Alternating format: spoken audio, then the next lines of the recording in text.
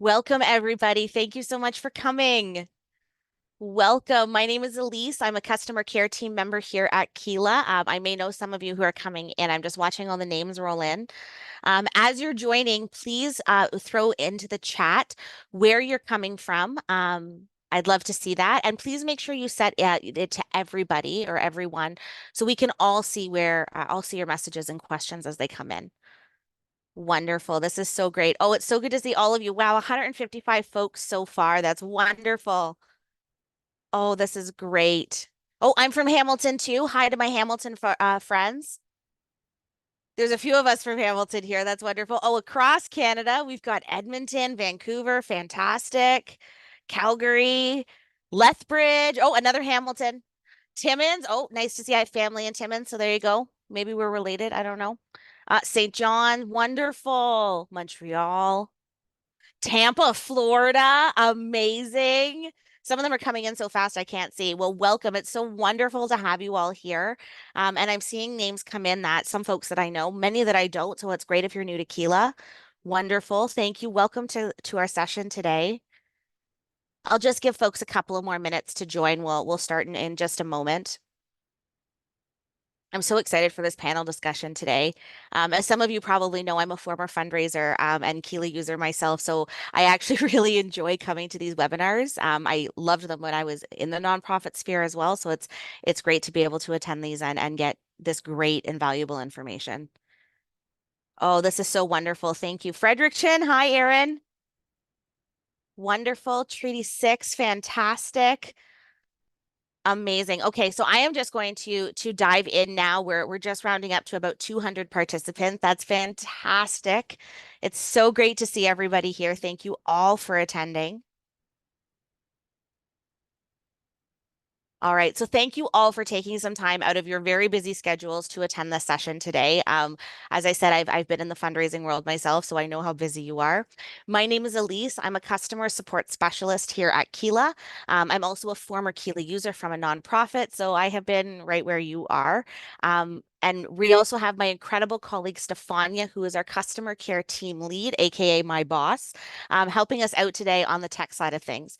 You might see her in the chat box and answering some of your tech questions. So feel free to say hello and give a shout out to Stefania. I do want to acknowledge that Keela's head office is located in Vancouver, which is on the traditional, ancestral, and unceded territories of the Coast Salish people, the Musqueam, Tsleil-Waututh First Nations, and give thanks to their generosity and hospitality on these lands and waters. If you're new to Keela, welcome. Keela is a fundraiser CRM, meaning that it is designed with the unique needs of fundraisers in mind and aims to unify fundraising, communications, and donor management into a single source of truth. I am so excited to hand it off to our panel, but before I do want to mention that if you have any questions during the presentation that you'd like the panel to answer, please enter them into the chat box or into the Q&A section, and we'll get to as many as we can throughout the session today. Speaking of the chat box, please make sure it's set to everyone so everyone can see your questions and any back and forth that might occur in that chat box. And finally, the webinar is being recorded and you're going to receive a recording within the next few days. I am so excited to welcome our expert panel today, and I am going to pass it off to Imagine Canada CEO and former Guinness World Record holder, Bruce MacDonald, to introduce our panelists. Bruce, over to you. Thanks very much, Elise. So thrilled to see so many folks here with us today for what is really a critically important topic in our sector. I know we've got some folks from the United States of America who have joined in. And so if you're not familiar with Imagine Canada, just very quickly, we're a national registered charity. And essentially what we seek to do is improve the operating environment in which social good takes place. And we do that through research and public policy, accrediting organizations, and really trying to engage a plurality of voices and inviting Canadians to think deeply about social good. So welcome to our conversation today. I too am going to start with a land acknowledgement. Our Imagine Canada staff operations, work, and network depend on traditional Indigenous territories to provide us physical space, sustenance, safety, and community to work, live, and play. Our physical head office is located on the traditional territory of many nations, including the Mississaugas of the Credit, the Anishinaabe, the Haudenosaunee, and the Wyandot. We acknowledge that these lands are covered by Treaty 13 and the Dish with One Spoon Wanton Belt Covenant. We acknowledge these lands are still home to many diverse First Nations, Métis, and Inuit people, and we acknowledge that our ability to live and work on these lands today is a direct benefit of policies of expulsion and assimilation of Indigenous peoples during the time of settlement and confederation and since. And a more fulsome land acknowledgement from Imagine Canada can be found on our website. So we're going to get into our conversation, and while I will ask our panelists to introduce themselves more fulsomely, really thrilled to have Agapi Gessesse, Executive Director of the CEE Center for Young Black Professionals with us, and as well Arti Freeman, President and CEO of Definity Insurance Foundation. So as we get into this topic, it's a critically important one. It has been for a long time in terms of thinking about core funding, operational funding, infrastructure funding, capacity, whatever you want to think about it. But how is our sector set up to deliver the impact for people in their communities? And how can we make sure that those elements and ingredients that go towards delivering impact are sustained and supported so that the programs, the services, great treatment of staff in terms of pay, great treatment of volunteers are all part of our practices. And we're going to dig into that topic today. And it's an interesting one that kind of ebbs and flows. We've seen even this year stories here in Canada that focused on the salaries of environmental charities and calling them into question. You know, we have the usual ratings and watchdogs organizations that are always taking a look at costs of administration, costs of overhead and fundraising. And we're even looking at the impact of the movement of the uncharitable movie. For many of you, you'll be familiar with that in terms of calling into question our traditional ways of looking at overhead. So we've got lots of questions that were submitted beforehand, and we're going to start off with a few with our panelists. But maybe one more thing for me before we get into the questions. This is also work, not only just a conversation that is happening amongst organizations and with Canadians, but it is also work that we Imagine Canada and others are doing at the federal level. And over the last year, there has been the creation of something called the Federal Reform Working Group. In 2023, we convened a group of organizations who were interested in core funding and other funding issues to do some collaborative policy and advocacy work. The Funding Reform Working Group hasn't really launched publicly, but it recently adopted its first strategy and is getting to work on building a strong case for federal funding reform and creating a policy agenda. So if you're interested in getting involved or finding out more, you can reach out to us at publicpolicy@imaginecanada.ca, and I might ask if one of the team can just put that in the chat. But with that, we're going to get the ball rolling here on some of our questions and conversation. And Agapi, we're going to start with you. So again, you can maybe just provide a bit of an overview of yourself very quickly, an introduction, and then the question. So we asked people to submit questions in advance. One theme that emerged from quite a number of the questions that were submitted was, in a sense, the how. How can you raise awareness that things like rent, staffing, technology, they're not free? How can daily operating costs be framed in a way that appeals to funders? So how have you approached talking to funders about operating costs in the past, and what's worked for you? Yeah, thank you so much for having me. As mentioned, my name's Agapi Gessesse. I have had the privilege of being able to run two organizations as a leader, as an executive director over the last 10 years. And so I am very versed in having conversations with funders. And I think one of the things that I definitely talk about is at the onset of any relationship, I definitely make sure that our values are aligned, and I'm very clear about the type of work that we do. We do workforce development for Black youth specifically. So I often say this work costs money and it takes time, and we can't skimp on either. And so I think that being very honest at the onset, and also I think any funding relationship, another thing that I say to funders is I need people who are going to be in it for the long haul. A relationship that we can build upon, and not necessarily just a writing of a check. In a relationship, you share your challenges, you share your wins, and it's a two-way conversation. Hopefully they learn from you, you learn from them. So some really clear ways is I'm very honest up front about what it takes to do this work. I think oftentimes as organizations, we try and put everything in a very pretty bow so that our funders love us. And I'm very clear about what the challenges look like. Academic trauma is something that we experience with our young people. And so integrating technology and making those things fun is very important for us. And so, reaching out to funders, and also getting some folks to do some in-kind work for us has been really helpful. And so technology is a huge part of it. Nonprofits who are not thinking about their cybersecurity, for instance, need to be thinking about that. Like, these are all things that we have conversations with our funders to say, like, these are fundamental to our operations and our sustainability. If one of these things isn't working, then the program side of things, which everyone loves, is in jeopardy. And so, like, if you don't have strong finance, if you don't have strong HR, if you don't have strong operations, then it affects your ability to actually deliver on the programs that you're working on. And so honest communication, storytelling is really important. We have what we call a hardship fund, and that's for young people to be able to get, their rent. They might be late on their rent. They might need childcare. It's all sorts of things.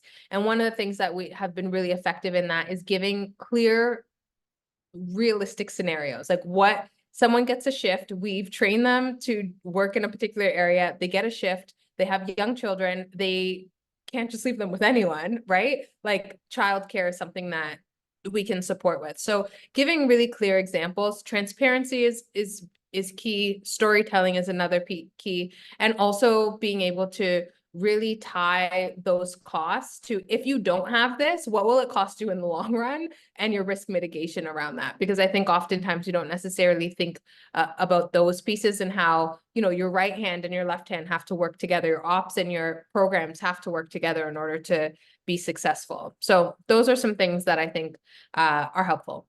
That's great. And Agapi, before I switch over to Arti, maybe just from a contextual perspective, maybe just tell us in a minute or so about the organization that you lead a little Yes. bit more, because I think that would really help in terms of framing your remarks. Yes, of course. So at CEE, we do workforce development. So we work on 5 area industries in the labor market where we see the most labor gaps. So information technology, trades, entertainment, finance, and hospitality. And we do this through 3 very distinct approaches. So person-centered, we have full-time social workers on staff to work with our young people, a trauma-informed approach, so we have full-time psychotherapists on staff, and a culturally relevant approach. So we have what we call CEE Essentials, which is a soft skills curriculum. So we train our young people, we then place them to start careers. So our outcomes are not necessarily going to work a 9 to 5. It's around, how would you as a young person like to contribute to the economy? A 9 to 5, freelancing, becoming an entrepreneur, whatever that outcome looks like, our success coaches are going to work to create a roadmap for those young folks. And we have been around for 12 years. We have an 85% retention rate, meaning 85% of the young people who graduated from our programs end up working in the industry that we train them in 2 years after. And so we're really proud of that. That is a powerful statistic. Mhm. 85% in the industry they were trained for. Amazing. Thank you. So Arti, over to you. So again, we'll invite you to maybe just tell us a little bit about the Definity Insurance Foundation. But the question that I'll also pose to you is, let's look at the flip side now, the funder's perspective. So can you help us understand some of the concerns and considerations funders might have when thinking about investing in operating costs, and how can organizations address these? Great, thanks, Bruce. So I'm Arti Freeman, and as Bruce mentioned, I lead the Definity Insurance Foundation. So our foundation addresses, our main mission is to really advance solutions that address, or advance rather, health, socioeconomic, and climate justice. We're focused on really looking at solutions, particularly those that impact Black, Indigenous, and people of color, racialized peoples, those that are most vulnerable or most left behind by the impacts of the 3 areas that I mentioned. And we have been working at this full time for the last 2 years. So really excited to be part of this. I just want to say I've been in philanthropy for about 25 years, I think. And I just want to share a story because in my early days, I was very young, by the way, when I first started. I'm contextualizing this. Be a very vulnerable moment because I'm going to share something that opened my eyes. And it really is because of organizations that have the courage to speak truth to power. And I was in a room working with a potential grantee, and they had come in and were chatting to me about this. It actually was a really amazing social change initiative. And the person who was talking to me was the head of it and was looking for funding for that person's salary. And when I looked at how much the salary was, I think my jaw dropped, and I just looked at her and I said, this seems like a lot of money. I said, like, you're asking for a full-time salary for this role at this amount.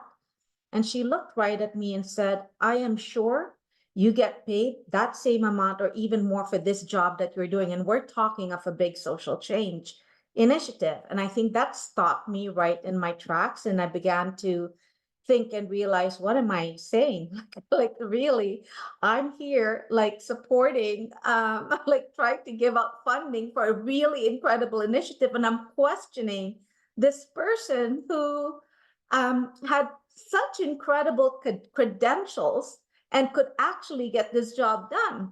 And I think that started opening my eyes, or little things, silly things that we do, like someone wants to come in and ask for, I don't know, let's just say a computer or a roof, and we'll be like, oh yeah, sure, we'll fund half the roof. Well, what's going to happen to the other half?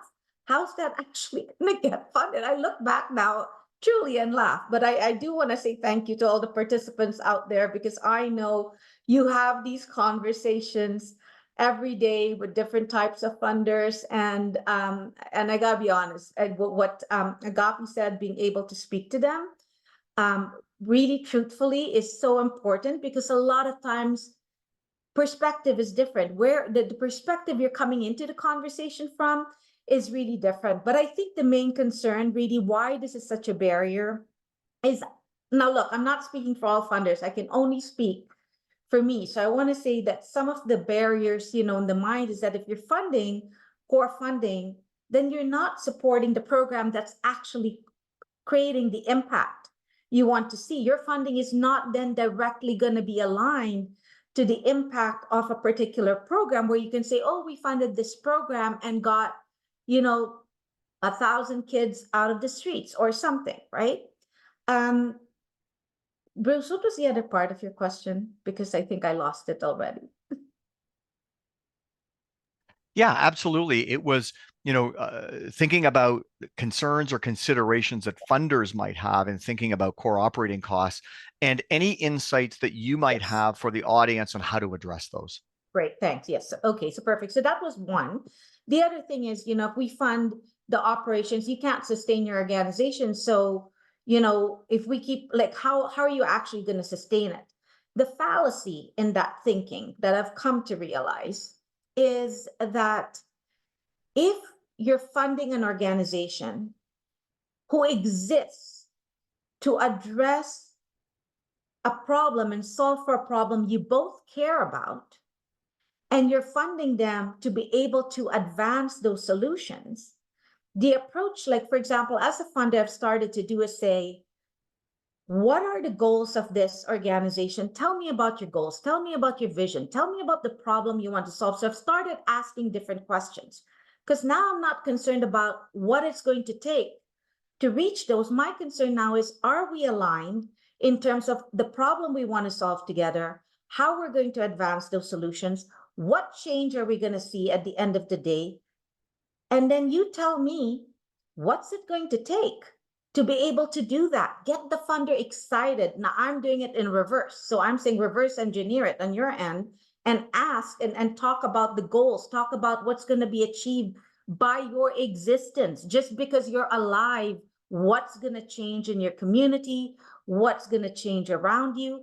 And essentially, you're selling the product we're selling is not an iPhone, but the product we're selling is 1,000 kids off the streets, right? Or as Agapi mentioned, technology.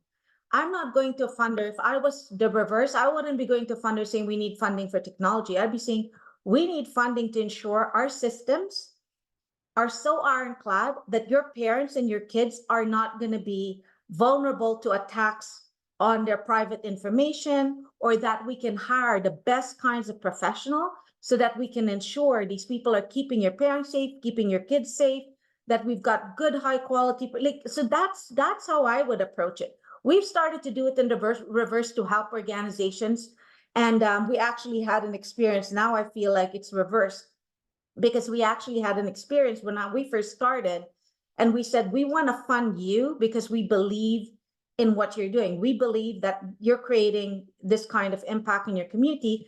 Just send us an application with your goals, your vision, what it is. Like, get us excited about what it is you're trying to achieve, because we want to get behind it. And we got back such a programmatic application that I called them. I said, what is this? I said, I told you, we want to get behind your organization. And I was again shocked. They said, we heard you. We didn't believe you. We gave you a program funding application. So I had to say, please redo it in the way, I just want to know more about your goals and your visions, why you want to do this work, and the existence of the organization, which they did. So I think we have to kind of go back and help. Yeah, I'm just saying, I feel like we're stuck now in a different pendulum that we need to get back somehow, both mindsets, the funder and organization. Yeah, thank you. So interesting in terms of the phrase that went through my head was old habits die hard. I mean, organizations who for years have just simply been used to programmatic based funding approaches, that's their starting point. I also wanted to just mention the point. I think it's important to note that you use the point. You're only speaking for the Definity Insurance Foundation, and I think that is a really important point to stress. Our observation is that all funders come at this question differently. It's interesting to hear the perspectives, and hopefully we're going to see more shift to supporting the outcomes in the aggregate rather than trying to distill down only certain pieces that they'll fund. So I rarely stay on script on these things, by the way. So Agapi, I'm going to come to you next, but I'm going to go to the risk and courage question just to give you a second to prep for that. And I did say, Arti, I just had this vision of funding half a roof and then the organization having to come back 6 months later for water damage on the other half of the roof for funding. But it's a really interesting time for us to be talking about this. And I know that at Imagine, we've been talking and taking quite an interest in this topic for a very long period of time.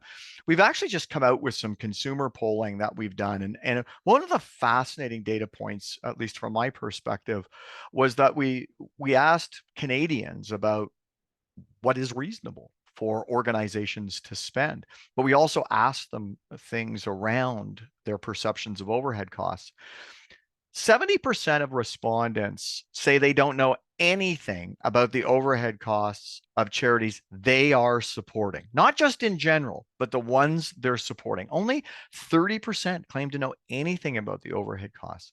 And we're kind of wondering, and I think Arti, you sort of spoke to this need for data protection and privacy and secure systems, if there's a moment in time happening here to reframe some of these conversations, because Canadians want to feel that their data is secure, and they're going to have to invest in the systems for us to get there. But with that, I'm going to come to the next question. So Agapi, to you, we're going to explore the issue of risk and courage. There's little doubt that as a sector, we've been complicit in driving forward the low administration perception by championing how little we spend. I mean, every dollar goes to program. We stand up on the highest mountain and say we only spend 3% on administration. So changing that's going to be hard. For many staff and boards, taking the risk to show funders the full costs required to deliver quality, impactful programs may be a step too far. Yet without this honesty and transparency, it's likely that not much will change. So what thoughts or counsel do you have for organizations who are navigating this? So I often think that, number one, I think our sector is just like wildly 30 years behind. Like, we're having conversations about, how much leaders of organizations get paid when running a non-for-profit or a charity is probably much harder and has much more scrutiny, less resources, and, navigation than running an actual business. And so I think we need to be extremely clear that risk-taking needs to be the name of the game. Like, we're in a completely different age. I can't be serving young people here at CEE without innovative ideas. If we're doing the same old, they will be bored, they will not come, and they won't be able to receive the help that they need. And so we need to be taking risks. You need to be, when you're looking for new board members, you need to be clear. You need people who are willing to take calculated risks and also be realistic about the fact that we are behind. So I think that number one, who you're choosing to be on your board, obviously volunteers are hard to come by, but like that, it really starts there. As an ED or a CEO of an organization, you want a board who's going to support a vision that is clear. And if you are someone who wants to be doing innovative work, we have to be very clear also as organizations that when it comes to government, when it comes to corporations, all of these folks, like, we are on the ground. We know what's actually happening. We have the influence because we are the voice of many people. And so government makes promises, and who fulfills it? Us. They put out an RFP and then they tell us to fulfill their mandate. We have to stand in the power that we have, which is to say, hey, look, I know that you want this grant to do this, but like, how many times have we read a grant application or a funding proposal? And I'm like, who's going to do a million of these things on this long list of things for this amount of money? Like, it's not happening. So the more of us who start to become courageous to say, hey, look, this is not aligning, like, love to apply. However, I think that there's a disconnect in expectations. We need to manage that. If enough of us are saying that, they hear it once, they hear it twice, they hear it 3 times, then it's going to incentivize people to be thinking differently. When we're talking about the technology piece of things, the low administration, in order to do, we are in the acts of service. Like, there's very few organizations are not dealing with people. And so you need people to deal with other people. This is not something that is going to be taken over by AI soon, right? Like, I need 4, I'm very clear, I need 4 staff to 15 participants in order to maintain that 85%. I move that needle down, I have less staff, that retention rate goes down significantly. Like, we've tried it, we've seen it, we've tested it out. You need to have a boldness to say, like, this is people work. That takes time. And in an age where things are changing, people, particularly in the sector that I'm in with young people, it's changing. Anxiety is up the roof. People are experiencing mental health issues like we've never seen before. In order for us to be able to reach folks, you need to have a human connection, and you need to be able to walk this thing out with folks. And so when we're talking about program costs, for us, a lot of our program costs are people, because we need people to move the work forward. So this kind of like conversation about low administrative costs, if you're looking at what it takes to run a company, because I think we oftentimes separate the two. Like, a nonprofit can work off of volunteers. If my volunteer decides I don't want to do this project anymore, I still have delivery that needs to be met. So like, telling me to go find a volunteer that I don't know what the quality of that's going to look like, et cetera, and I just kind of have to deal, it doesn't really make sense in an age where we are now, where if you're looking at your HR, you're looking at your IT, you're looking at finance, these are all roles in which every single company has. So you are only going to be drawing talent based off of your mission, because we don't necessarily have the large dollars to be paying folks in those areas. So the conversation around keeping administrative costs low to make it seem as though, oh, well, we're only spending X amount of money on this, and therefore, what it really gets down to is the impact. If you know you're doing good work, I know we're doing good work at CEE. You can call on any young person. I don't even need to select them for you. I know that we're doing what we can do to deliver on our work. So that is what should be the benchmark. My impact is what should be the benchmark. But the other piece to this is, you can't ask me for impact numbers and evaluation and all of these things without giving me the resources necessary to build the groundwork for that. Evaluation is not something, it's not picked out of an Excel spreadsheet, and I know because we're in the midst of that. but you have to be able to fund the things that you're asking for. You want me to have impact? Give me the infrastructure in order to demonstrate my impact.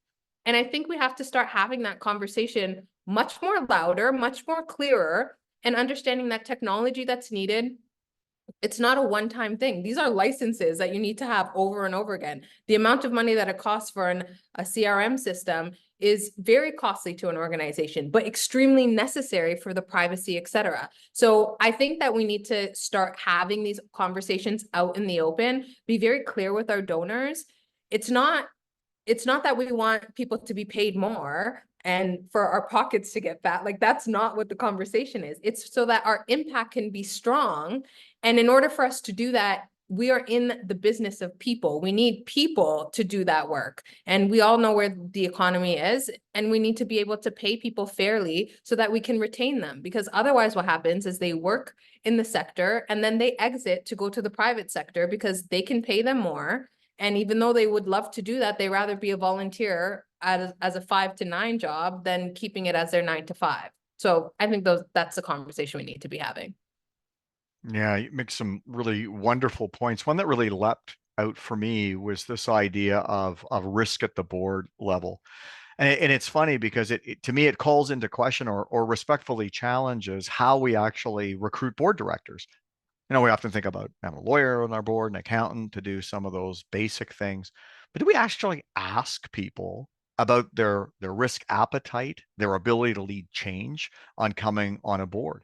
And if we're looking to create, in a sense, kind of a new paradigm around how that organization might go forward in speaking with funders, I actually have seen organizational boards who are preventing staff from changing the administrative conversation because there's a worry about financial sustainability. So it's a partnership. I mean, sometimes it's the staff as well. But as we think about that board perspective, how do we change the way we attract directors to help support the change of this important conversation? So Arti, sort of same kind of question to you. So there is this risk inherent in trying to change the narrative for organizations around their previously ultra low administrative of costs. So from your perspective, you know, what do you have, you know, in the way of either observations or counsel for organizations who are contemplating this? Yeah, first, I just want to say I am really sorry about this public perception about having to drive down admin costs. I got to be honest, I run a charity as well, right? Like the foundation is a charity. I report to CRA just like many of you do. I report to my board just like many of you do. And even coming in, I had undergone, I remember undergoing that same thinking and pressure, like, you know, like how much can we really spend in administration? I think the difference is what is really administration, understanding what is really administration and what is really expenses, what are really expenses that's advancing your charitable objects, right? So if you're hiring a program staff to alleviate poverty and your charitable object is to alleviate poverty, that actually is not administration. That, and I had to call CRA, learn all this, right? That is actually a charitable expense. So the number one thing, and I'll tell you from my own experience, because it was my learning, you know, running a charity, is really knowing to understand what is really administration, what is really programming, and then after that, whatever it's administration, it is what it is. Whatever's left is the admin cost it takes to actually support it. So we're not, you know, I don't think it should be like, oh, we're trying to bring it down. No, we're being real about what the expenses are related to achieving our objects and what is really administration, and where it lands, it lands. I promise you, my best guess working with so many organizations, even if you put everything in there and took away all the programming, like the costs related to achieving your charitable programs, it won't surpass 30%, 35%. And CRA doesn't even look at people unless it's over 35%. And even then, you can, if there was a reason 1 year, let's just say something happens, COVID, what are all the expenses? It's all admin, right? Nothing's going to go to charitable programming. You can't program. So clearly, you might have had 50% or whatever. I wasn't in existence yet, but so I'm saying you, but let's just say it's 50%. It's something you can explain. There was an extenuating circumstance. This is what happened. But I do want to go back to a few things. One is really learning to communicate the value the organization has on the people, on the community. You know, we talk about buying local, going to your local mom and pop shop. They're more expensive than if I go to, if I buy a product from another big company that has purchasing power. Yet we do. Why? They know the community. They're in the community. They add value to the community. They know how to communicate that. We need to be able to communicate the same way in terms of our value and understanding our people, our neighbors, how we're going to work with others in that same space. How by doing X, it's going to result in Y, and really reframing the conversation. If the conversation is about low admin, I'd flip the conversation. This isn't about admin. This is about the value add we bring to this community, to you as a funder, and at large to society. That's my big advice. And also, I want to talk about sustainability because it came up. And sustainability, look here. Here's the thing for me. If you exist for 3 years and you were able to get 1,000 young people that didn't graduate, like that were at risk of not graduating high school, graduate high school and actually make a life for themselves, and you shut down, that is 1,000 more people, right, that we have now that has graduated high school because of the work you do. This is how I think, right? Like I'm thinking, were you not sustainable? You created change, right? Whether you're able to, and again, this is very drastic. I'm just saying, I'm giving you a hypothetical situation. Some organizations, there is no other option except for the public to continue funding them so that they can create the change they need. If we want organizations to think about how can we do this differently, like the woman who was leading the YWCA, I think, Bruce, you got to help me, at the Uncharitable movie, and they created a partnership then that brought in a different kind of revenue and resource generation. And, our foundation is really big on supporting mobilizing capital for public good. We really want to support the ecosystem of social finance for this particular reason. But just like any business, it takes money to make money. So you got to invest in it first if you want the organization to be able to think differently, to be able to figure out a revenue stream or what have you, in order to continue funding the good work and keep adding value to the community. I have a feeling this webinar could go for quite some time because these are just such interesting topics and questions. Agapi, I'm going to come to you with a question from the audience. Before I do, though, it's interesting. I've been kind of keeping an eye on the chat here a little bit, and it's fascinating because one of the things that we're exploring at Imagine Canada and with other organizations is the mood of Canadians changing? Is this long-held problematic narrative about the dominated by low cost, is that evolving at all? And going back to some of the consumer polling, we gave Canadians 15 cost centers and said what's fair and reasonable. And you'd be shocked to know that the number one cost that people said was reasonable for organizations was fundraising at 78%. The number two cost at 77% was technology. Insurance costs, financial audits, salaries of program staff, etc. We're all way up there. And then we had also asked them, do you view the services provided by Canadians as being, or by charities rather, as being essential? 81% of people said they view these services as essential. When you cross-reference those questions, those numbers in terms of what's reasonable to spend on go way up.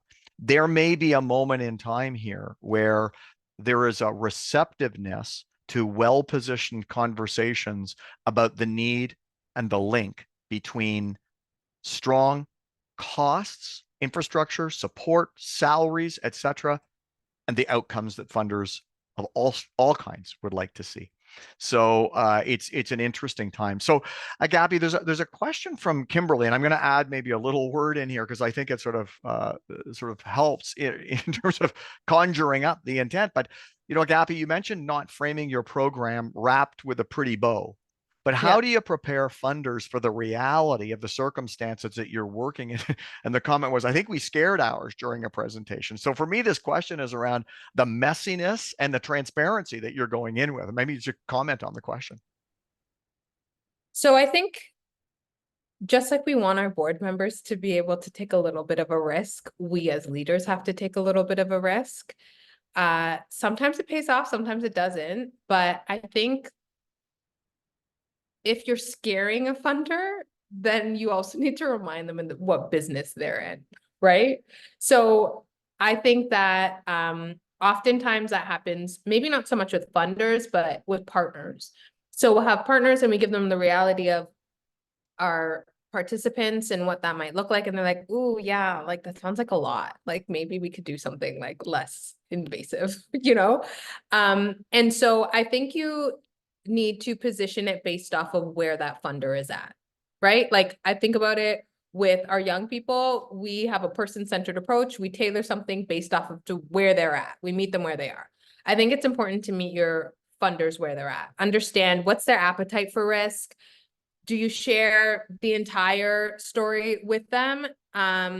Or do you just share what you think is relevant to them and what they will understand, right? So I think transparency at the core of it needs to be there. Like, these are the young people we're working with. In my case, these are the young people we're working with. This is a demographic. These are their barriers. But adjusting that based off of the appetite in which these folks, some people can take you saying like, this is a harsh reality, X, Y, and Z. Some people you need to, don't put a bow on it, be very clear about what the facts are, but at the same time, understand what their risk appetite is, right? So you need to basically figure out what questions they're going to ask you and be able to answer them ahead of time. Some funders, you might be able to say, this is a demographic, these are our challenges, this is what we need the money for to bring us from here to here. Some funders are going to say, okay, I get it. I completely understand because I know that demographic and I understand what that takes. And it ends there. For others, they're going to want to know a million questions that are going to reach them there. Your job is to get them to understand. So you have to, it's not putting a bow on it. It's being prepared for the questions you don't know. They don't know what they don't know. And so you also can't take for granted that you understand your demographic, you understand your community. Nothing is obvious. So you kind of have to put yourselves in their position from somebody who maybe has no interaction with your community, has no idea like what your reality is. I look at it like I would look at an event. Every event that we have at CEE, I always say, okay, you're going to walk through this event like you're a patron. Oh, I show up. Is there a sign? Do I know where to go? When I walk inside, who's greeting me? And then I walk through it as a actual staff person. Okay, so I know that the patron is going to want a sign. Who's going to put the sign out there? Okay, they're going to need somebody to greet them. Who's going to be the greeter? So you kind of have to walk yourself through what your evolution is and start to think, what are the questions, if I were them, what are the questions that they're going to ask me? What are they going to need to be able to understand the reality that is mine? And you prepare your presentation based off of that with transparency and upfrontness, but you do the homework that's necessary. So when you get there, they're not asking you questions that you're unprepared to answer in a way that they'll understand. Amazing. Thank you. Arti, I'm going to come to you with another question from the audience. And it seems to pick up on a theme that I've been spotting in the chat. It's this idea of, sort of preset constructs that various types of funders, and this could be government funder, private or community foundations, or corporate funders have in place. And it's almost a bit of a tension between the types of conversations that we want to have and the preset construct. So here's the question. I hope I'm pronouncing this right from Karen. A number of calls for proposals usually have a budget template and a list of eligible and ineligible expenses that must be observed. So how do organizations navigate that to get funders to, in a sense, buy in to what the organizations deems as core and necessary operational costs, when they've got that preset construct that they're working with? Yeah, gotta be honest, right? There's very, very different kinds of philanthropy. There's different kinds of ways in which a funder would engage in models of philanthropy.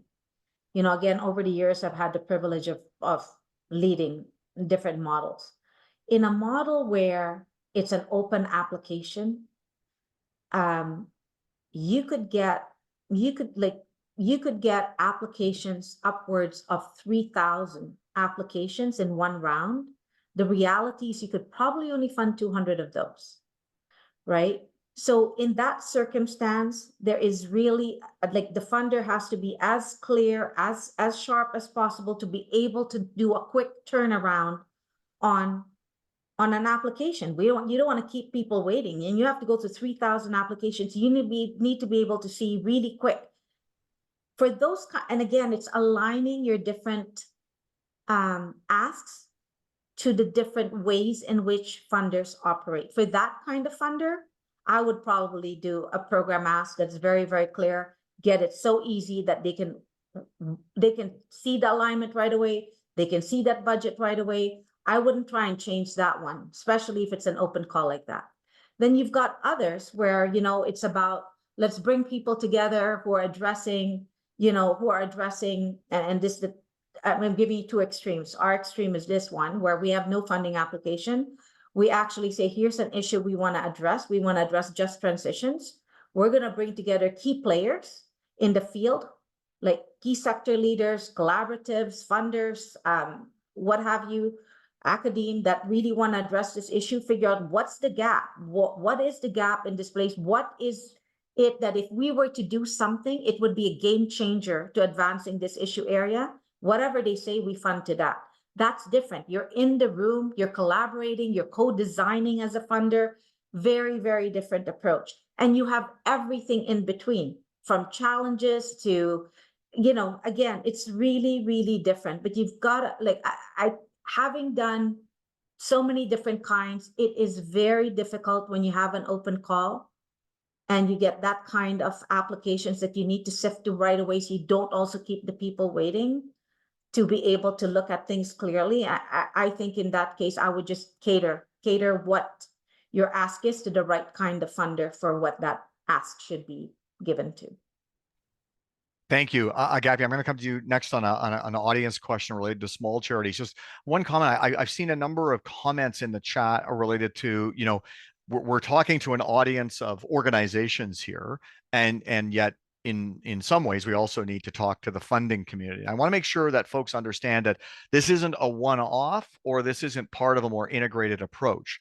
I think Alex from our team had put in, we have upcoming conversations with corporate funders about these types of issues. We're doing a session next week. There's 200 companies have signed up, and this is on equity and inclusion in our sector.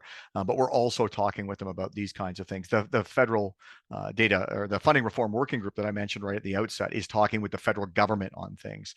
The regional partners like Ontario Nonprofit Network or Pillar Nonprofit or Vantage Point or IONS in Nova Scotia are all having those similar types of conversations with their respective provincial or municipal government. So there's a multiplicity of efforts going on here. And I think part of what we're also, yes, thank you, Jesse, and territorial.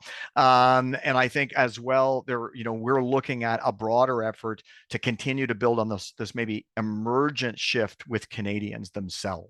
Because we know that politicians often respond to the will of their constituents. And if their constituents are saying, you know what, we want these services in our communities, we need these services in our communities, and in order to deliver them well, organizations have got to be fully funded. That's another route to come about that. So, but I'll get off my soapbox now. So a question from Scott Agapi. Suggesting funders change their ways of doing things is wonderful in theory. You know, he runs a small charity and he's about to apply to a large funder. How can someone from a small organization get a large funder to change the entrenched way they think? Because there may be some disconnects here. Okay, so I think you have to also assess where, I'll look at it like I look at programs, right? Like with programming, if I have a new program that I want to run, I always say I just need one person to buy into this. And then whatever amount of money they give me is what I'll pilot. So if I can only afford 5 participants to pilot, then that's what I do, right? I think with the same thing with funders, like you want to maybe change the minds of a smaller institution so that you can build up that muscle to have those conversations. Because oftentimes with very large funders, I think if you have a good relationship with the grant officer, of course, but that might only get so far. And so I think one of the things that you could do in that situation is you might want to obviously share your feedback. The other thing that I also think people think is like changing the minds of a funder is a long game. It's not a short game. So you're not going to them and saying like, hey, this application doesn't make sense and doesn't work for me for XYZ. You apply, you get the funds while you're in the midst of the project and you're delivering and they see you as a high value stakeholder. That's when you go back and say, hey, look, I appreciate what is being done here and we're meeting those targets, et cetera. However, these are the things that you really need to be thinking about, because in practice, like in theory, this looks great, but in practice, it's not necessarily translating. And when I was applying for this, I experienced X, Y, and Z barrier, right? Like the sector is like, there's a little resources, small pool, 1 million people trying to drink from it, right? Like, so we have to be real about that. Like there's competition here, and it's, even though we really shouldn't see each other as that, but it's a high volume situation, particularly for larger funders. So you kind of have to prove yourself as a value add, and build that relationship over time so that you can then broach that conversation, right? And I also think the fact that it's not a competition also means to look to your peers. If you're how many times do us as leaders get on a phone call and look at a grant application and like, were they well when they were creating this? Like, what are they expecting from us? So that's an opportunity for you to pick up all of those people who you're having those conversations with and saying, hey, look, like, let's give an open letter to this funder and say, like, we're concerned about X, Y, and Z. I think that we need to be able to address this because it's not translating on the ground. And funders want to translate on the ground. I think we have a misconception that they're like up, like on a high horse, like do as I say. Like, I think they want to learn. If you're a good funder and you're doing your job, then you're going to want to hear what's practical and what's not, and you're going to adjust as you go along, just like we adjust on our programs to serve our members. They want to serve us. And so any good funder is going to want to hear that feedback. I think you think strategically about how you deliver that. But one thing I will say, don't deliver it if you've never been like, the time to deliver it is not when you've never been funded by this person. You're in the midst of applying for the grant and you're saying like, oh, this doesn't work. Like there's no, like you haven't even put any skin in the game, like you got to build that relationship. Thank you. And I'm going to invite Arti in on this, but I do have to say, the next time I see a behemoth of an application form, the phrase, were they well, is going to go through my head as I'm looking at it. Arti, come on in on this, please. Thank you. And just, I know we're running out of time. I do want to echo everything Agapi said and add more to it, because there are things we can do. When we try to do system level shifts, whether we're trying to shift this philanthropic system or we're trying to shift a system in terms of, the social services or what have you, on the ground, we work with people, right? So for example, you're going to work with someone that's on low income and help them in that moment. You're not going to be going to the government in that moment and say, change this policy right now. It's not working for my client. So I think that's what Agapi is saying. Work with what you have in the moment. Every funder does ask for feedback. Agapi, I thank you for even acknowledging that funders who are willing to learn will make those changes. And a lot of funders will have evaluation surveys a lot of times.